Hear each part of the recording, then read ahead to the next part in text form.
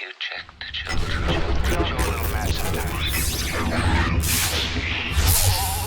Hi, I'm Chucky. Wanna play? Sometimes that is better. You're gonna need a bigger boat.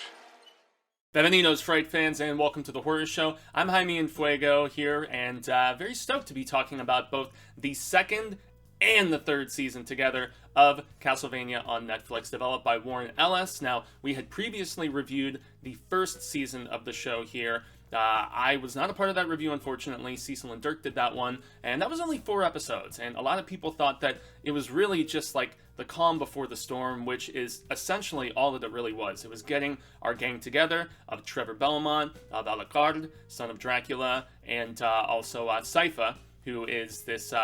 she's like the mage, the sorts, kind of a sorceress. And yes, unfortunately, they omitted the 4th little pirate character from Dracula's Curse. But, I mean, really, the trio, it's a little leaner, more condensed, makes a little bit more sense. And yeah, in Season 2, the world is expanded massively. It's up to 8 episodes as opposed to the typical 4. And the amount of intrigue in the second season was far more than I was anticipating. So I didn't even watch season 1 until just a couple months ago when 3 was about to hit. So I binged 1, 2, and 3, like pretty much boom, boom, boom, all in succession. And they do all link up, but really 1 and 2 are their own thing, and then 3 veers off into different territory, tying up some loose ends from season 2. But 2 is cool in the fact that the amount of moving parts was more than I was anticipating. So, for instance, Dracula has 2 different generals of sorts that are humans. They're not vampires. And so these 2 humans are definitely looked down upon by all of the other like vampiric troops that Dracula has. And so Dracula is still, dead set on destroying the entirety of the human race. And so that is his end game. However, there's a lot of vampires that are like, what the hell are we going to use for food? Come on, Drac. I mean, we understand you're still very pissed off about the death of your bride, which is why you have this whole vendetta. You're so vengeful, but we don't want to survive on drinking pig's blood and stuff like that. It's not the same damn thing. And so, to that end, there is some treachery, and there is some, like, kind of backstabbing afoot, especially when this other vampire comes from a distant kingdom named Carmilla. And Carmilla, she basically comes and tries to take one of these, like, these necromancer kind of guys named Victor, and he's one of the human generals that I mentioned, and she tries to basically use him to help with this underhanded plan to basically, overthrow Dracula and, just make sure that their human food supply survives. And so, all while that's transpiring, we also have the other human general named Isaac, and Isaac he also has like similar powers of like resurrection and stuff like that of other creatures, but he's more so in the fact that he doesn't just raise them, he basically like puts demons into these bodies and stuff. So he's like basically harvesting right from hell, and he can like make monsters as opposed to just resurrecting them like Victor can. And yeah, it's an interesting dynamic between the loyalty of Isaac and between the hesitant treachery of Victor, as he is tempted by Carmilla. And all of that is going on at the same time that we have, Sypha and, Laird and Trevor trying to, fight through all of these, different, like, hordes of different creatures of the night and whatnot to actually get to Dracula's castle and really just lay the smack it down, so to speak. And yeah, that's really the crux of the entirety that we have here. There is the growing kind of friendly brotherly rivalry between Trevor and Alucard. They fight at the end of the first season, and so they have this kind of hesitant that I guess like treaty, just being cool with each other and whatnot. And then Sypha is like kind of the mediator between the two of them, and it's a cool dynamic that works. It's kind of a strained coexistence, between the two like alpha males, but really, more so fascinating than anything was for me like the backstory of characters like Victor and Isaac and the ridicule that they got for, Victor playing with dead things and stuff. And then Isaac even more so, like the episode where we get his backstory, and he was basically like a slave to like a priest. And that's one thing that this show does not portray very kindly, is the religious Reich and their hatred science, so to speak, because they think science is against God. And the very first episode of season 2 is where Dracula's wife is killed. Like, we actually see the events that led up to her being taken into custody and, being, declared a witch and somebody who is dealing with the dark arts. And what the church perceives as the dark arts is really just science, and that's what, Dracula, this sort of technology and, theories and different things that, she is involved with, and as far as healing and helping and all of that stuff. And so, yeah, it's really sad the way that her death goes down, obviously, as we remember from the first season, but just the doubling down on the evil of the church in this, when, the church is still corrupt, but it was at a much higher level back in these, like, middle-aged, types of situations and stuff. And so, yeah, Isaac's character is abused thoroughly by his master, and his master catches him reading a book at one particular point, and he's like flogging him for it, and he's like, I told you couldn't look at those, you're a slave, you're this, you're that, why would you even be looking at them in the first place? And he's like, because I wanted to help you. And he's like, why would you want to help me? And he's like, because I love you. And he's like, I love you too. And then he in turn starts whipping him more, and he's like, this is love, pain is love, and he's just going to town on him. And then Isaac escapes by, just deciding he's not going to get flogged anymore, and he jumps and, like, thumbs the priest's, like, eyeballs out and just kills him. And that's one thing, this show is super violent, man. It is as R-rated as can be. Ari Shankar, I believe, is the guy who developed this. He also did Dirty Laundry, like, Dressing Up Like the Crow. Dirty Laundry is a short film that had Thomas Jane returning as the Punisher. But yeah, him and Warren Ellis, working in conjunction with this animation team, with this very decidedly, it's a very just Japanime, type of style. I love it, and I love how just unabashedly, violent and profane, and yet just very deep and well written it is. I've seen a lot of anime, and just stuff in more of an American form of animation where the characters don't have this extent of depth, where it's just more so about the boobs or about the blood as opposed to really solid storytelling. And this has it in spades. And, since we're doing both Season 2 and Season 3, because I'm about to start talking Season 3, because those stories do join, but we do get an end to the Dracula story. Alucard and him, they have their final confrontation. It does end up going down. We also get a very interesting finding just more history about the Belmont clan. We do get that in Season 2, where they go to their, like, underground little just archive area, and that's where he gets his badass chain whip, which is really dope and stuff. The Morning Star, I think is what it's called. And but yes, so eventually what ends up transpiring is we do get that final confrontation between Alucard and his father, and Dracula is killed. But it's really sad. And you can tell that there is just a mournful nature as Alucard sits on his father's throne and everything. It's still, despite the fact that, it has to be done, it's deeply emotional. It really, really is. But the interesting thing is, even after that transpires and we end up with Dracula's castle, which it's mobile, it can actually, appear in different places and whatnot, they end up affixing it above that underground Belmont archive. So you've got Dracula's castle at the end of Season 2 above the Belmont, like, underground, hideaway of sorts. And yeah, so Alucard's going to stay there and just kind of chill. Sypha and Trevor go off on their own to find other adventures, but there's still a few missing pieces and just, I guess, open ends, so to speak, which they left wide open. Even if they had finished up the story from Dracula's Curse from Castlevania 3 on the NES, which is what Season 1 and 2 encompassed, they had those loose ends, so to speak, like I said. And so you've got Isaac going off, to do his own thing. He wants to go after Cardamila for trying to overthrow Dracula. Cardamila basically takes Victor with as her pet, so to speak, after she beats him near to death. And so she's going back to, her kingdom, and then Isaac is hot on her trail because he wants to, seek revenge for them trying to betray Dracula.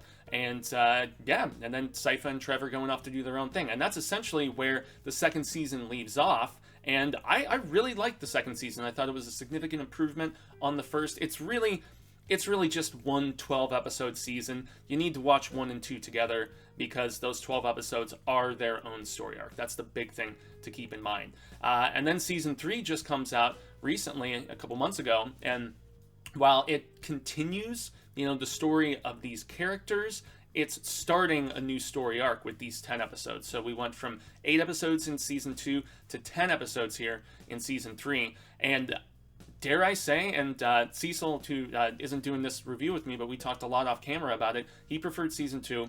I actually preferred season 3. Season 3 ups the monster quotient to bonkers levels of insanity. And, I mean, there are so many insane creature designs. There's less of a vampiric presence in this. Really, the only vampiric presence that we get is Carmilla getting back to...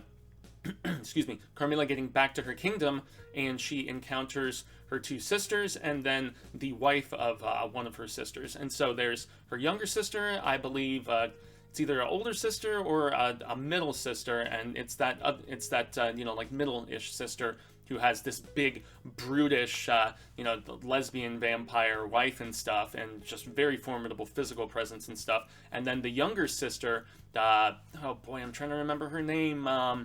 It's based on a Pose lady. Anyway, doesn't matter. Names are inconsequential.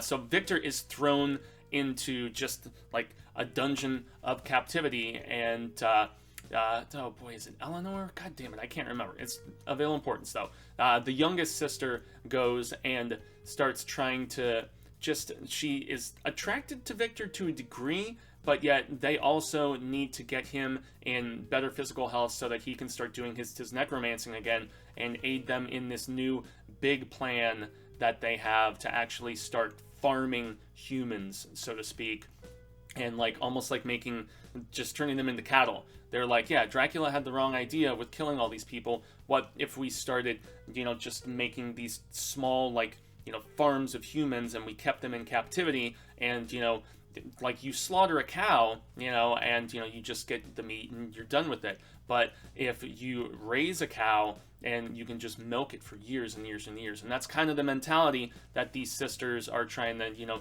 put this plot into place for. The B story is basically Sypha and Trevor are an item now, which is cute. They have a very funny dynamic together, and it's very sweet, and the fact that she kind of pokes fun at him and stuff, and yet she knows that despite his drunken wackiness and stuff, he has a good heart, and he's a formidable fighter and everything.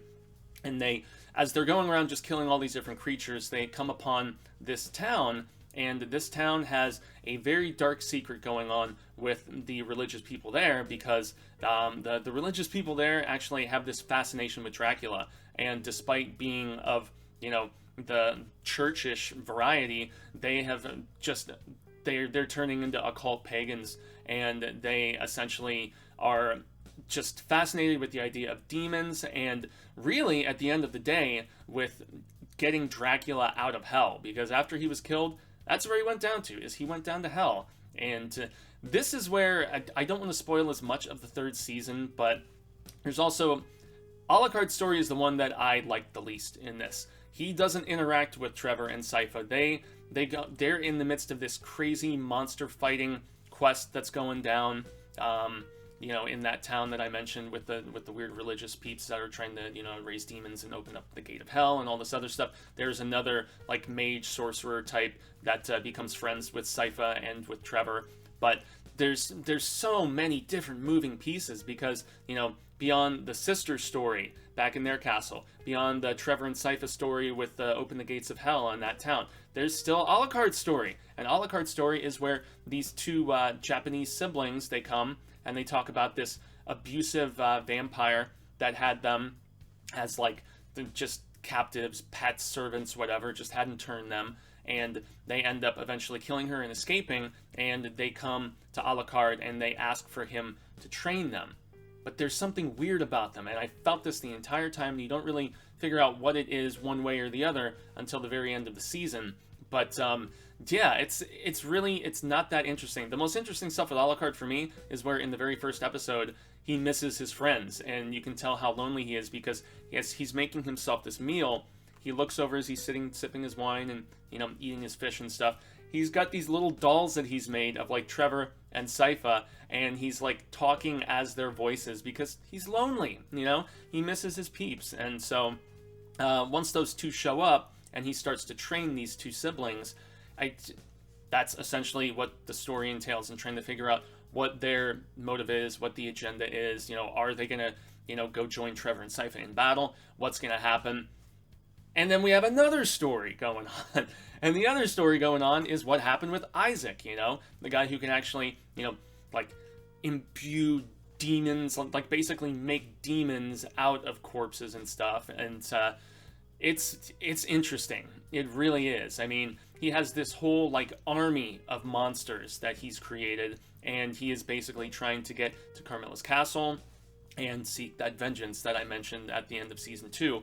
And there's one scene in particular, and it's one of my favorite scenes in the entire season, and it's one of the most chilling things that I remember. So, I think it's episode 6 maybe, and it's where Isaac calls for one of the demons who actually is kind of good at speaking, because most of them just growl and grunt and shriek and, you know, so on and so forth. But for whatever reason, one of them, this like bug-looking demon, he can kind of talk. And so Isaac is like, you say that you kind of remember your life before you became a demon when I brought you out of hell. And he's like, I think I was in somewhere called Athens, and I was a philosopher. And it's just so creepy hearing this demon raised from hell talk about his life as a human back centuries before in ancient Greece. And, you know, just the way he talks about his experiences with how he was sent to hell and betrayal of friends and all this other stuff, and then thanking Isaac for just bringing him back to Earth so he can seek his vengeance and stuff.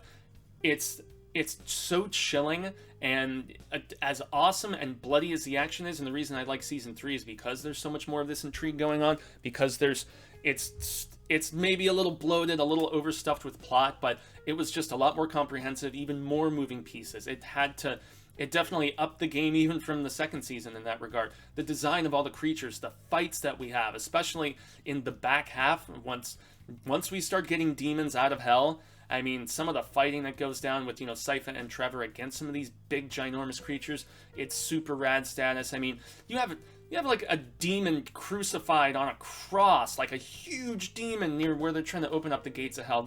It's just, they go for broke in every possible capacity in this, and I dig it, man. I really, really did. Some may think they overstuffed the turkey a little bit with all of these different side plots and stories and stuff going on, and perhaps they did. And, you know, if you feel that was the case, more power to you. But this show is like batshit crazy at this particular point. And once again, without spoiling, they do leave it very, very open for a 4th season, which has already been confirmed to be going into production whenever the world gets back to trying to make television and movies and stuff like that. But yeah, I really, really enjoyed Season 3, but I thought that, I really, really enjoyed Season 2, but I feel like even more so Season 3 upped the ante of crazy, and there's people on spikes at one point, and there's 3 ways, there's insane blood. I mean, this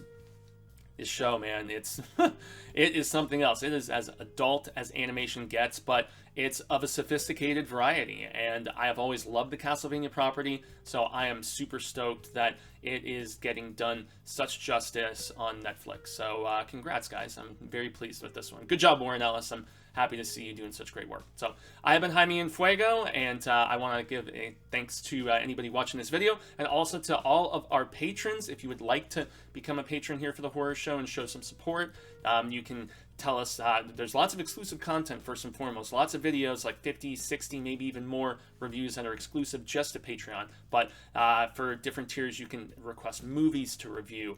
You can ask us to do commentaries. We have a larger boogie box thing where we will send you all kinds of different goodies that, you know, we get from some of the different, you know, film companies and band boxes and all this other stuff. We curate our own, which is pretty dope. So if you would like to become one of those and show some of that love, we'd appreciate it. The link is in the description below. Like, share, subscribe this video. That is another way to just, you know, help us out. And once again, a grande gracias, greatly appreciated. And until next time, Fright fans, I've been Fuego. And remember, stay scared.